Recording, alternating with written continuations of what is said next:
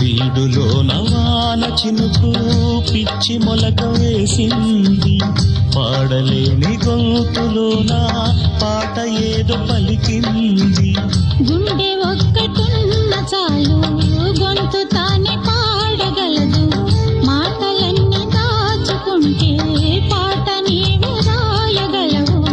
రాత రాని వాడి రాత దేవుడేమి రాశాడో, చేతనైతే మార్చి చూడు వీడు మారిపోతాడు, మనిషవుతాడు.